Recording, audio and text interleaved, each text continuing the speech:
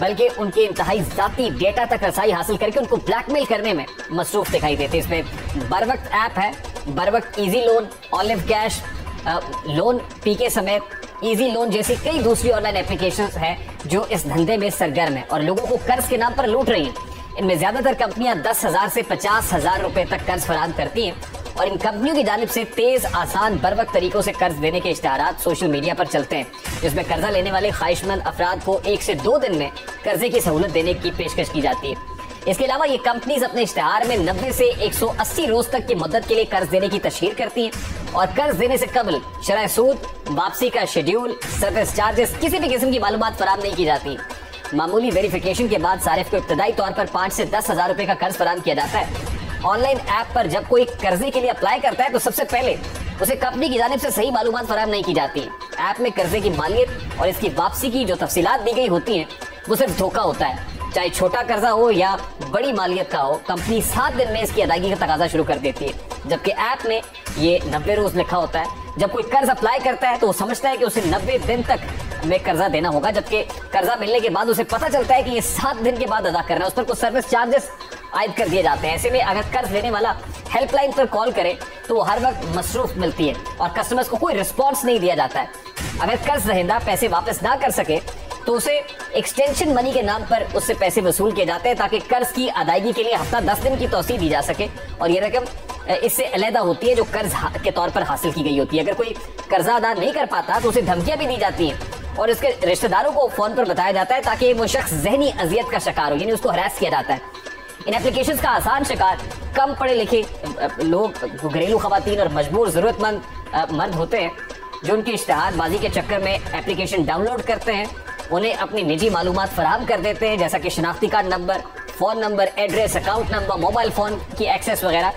कई खवातीन और हज़रात जरूरत ना होने के बावजूद महज रजिस्ट्रेशन के दौरान ही कर्ज हासिल कर बैठते हैं और फिर उन्हें 5 से 7,000 के इस कर्ज पर महज 5 दिन की मुद्दत में 2 से 2,500 रुपए सूद के तौर पर अदा करने पड़ते हैं। ये नहीं बल्कि मीडिया पर कई ऐसे वाकयात रिपोर्ट होते रहे हैं जिनमें सादा लो या मजबूर अफराद को कर्ज के नाम पर लूटा जाता है या उन्हें ब्लैकमेल किया जाता रहा हो।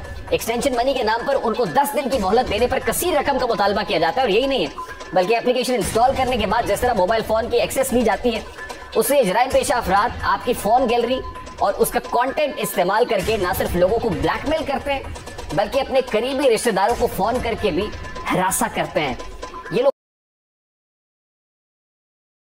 मजबूरी के तहत लिया था मैंने 3,000 रुपए लोन और इजी लोन के ऐप से नाम ये है और उसके साथ बरवक्त भी है और इजी लोन भी है। ये ऐसे लोग हैं कि लोन ले लेते हैं लेकिन बाद में इतना को तंग करते हैं ना, आपके दोस्त से भी मैं बता नहीं सकता आपको, कितना को परेशान करते हैं। घर वालों को 1,000 रुपए चाहिए था, आपको 3,000 दे दिया गया, उसके बाद आपको किस तरह से हरास किया?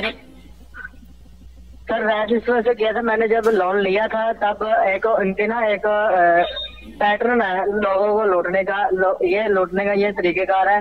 जब आपने लोन ऐप डाउनलोड की है ना तो वो उससे ये होता है कि आपने हर चीज पे अलाउ करना है।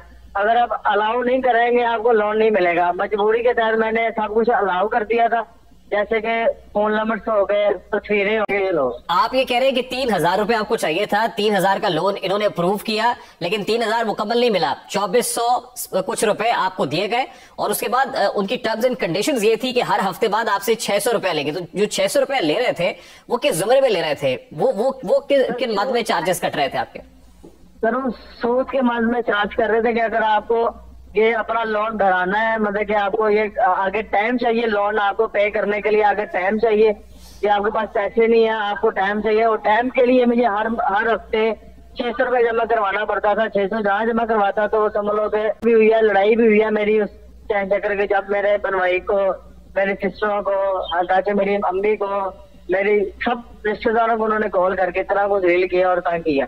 जब देखकर मैंने पैसे नहीं जमा करवा दी और मैंने 3,000 लिया था और 6,000 कुछ रुपए मैं जमा करवाया, मतलब कि 3,000 वो लिया, 600 वो कटवाया, फिर एक हफ्ता इस्तेमाल किया, फिर 600 कटवाया, मतलब कि 4 से 5 हफ्ते मैं पैसे नहीं दे सका। हर हफ्ते मुझे 600 रुपए जमा करवाना पड़ा और 600 रुपए जब मेरे पास पैसे आए मुझे वो 6,000 तो 3,000 तो वो चल गया जो गया था हर हफ्ते, और 3,000 रुपया जब तक मैंने जमा नहीं करा दी वो 3,000 का 180 रोज का वक्त तो उन्होंने आपको इसकी अदायगी का दिया था ना कि 3,000 रुपए आप 180 रोज तक अदा कर सकते हैं।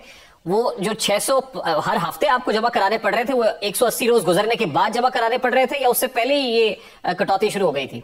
यानी कि आज मैंने लोन लिया जी, आज मैंने लोन लिया, एक हफ्ते बाद में ये तंग करना शुरू कर दिया, भैया आपके पास टाइम थोड़ा, आपके पास एक दिन रहेगा, आप पैसे जमा करवाएं। यानी पेशतर से कि 180 रोज गुजरते हैं उन्होंने पहले ये कटौती शुरू कर दी और आपको तंग करना शुरू कर दिया। 180 दिन 6 दिन नहीं गुजरे, उन्होंने हमें वो पहले नहीं बताई गई थी? बिल्कुल नहीं बताई गई थी, सब कुछ उन्होंने कहा था कि आप बेफिक्र हो जाए। मतलब कि किस्में इतनी बड़ी खा ली है कि आपको मैं बता नहीं सकता कि इतनी बड़ी उन्होंने किस्में खाई थी। अल्लाह पाक की किस्में, कुरान की किस्में, रसूल की किस्में, पता नहीं किस किस किस्में डाल के हमसे इन्होंने मतलब के अलाउ सारा कुछ करवाया। और वही बात होती थी, सारा कुछ होता रहा। अच्छा, ये आपने पता लगाने की कोशिश की कि ये लीगल है, इनका दफ्तर कहाँ है, कौन लोग इसके साथ मुंसलिक हैं जो इसको चला रहे हैं? सर मैंने 2 से 3 हफ्ते इनका दफ्तर ढूंढा है, मुझे नहीं ढूंढा। एक था कि इनका जो सा एम्प्लॉय था उसकी मेरी मुंह मारी हो गई थी, गाली गलौज, तो आपने उसको रिटर्न किया, वो नंबर गैप, वो सारा कुछ हर चीज गैप हो जाती है, वो नंबर ब्लॉक हो जाता है, बंद हो जाता है। आप उसमें वो 600 रुपए की अदायगी नहीं हो रही थी हर हफ्ते, उस अदायगी के लिए क्या तरीकाकार, क्या हरबे इस्तेमाल किए गए इनकी जानिब से? सर मैं आपको बता तो नहीं सकता, उनके घर का मसला था, क्योंकि बनवाई को भी तंग करते थे, उल्टे पुल्टियां बातें करते थे। मैं तो बर्दाश्त कर रहा था क्योंकि मैंने लोन लिया हुआ था, लेकिन मेरी बर्दाश्त भी हाथ था जो आपसे बात करता था उनकी तरफ से? सर एम्प्लॉय थे, जैसे आम एम्प्लॉय होते हैं कि किसी दफ्तर में काम करने, उनके बंदे रखे हुए थे, तो वो बार बार तंग करते थे।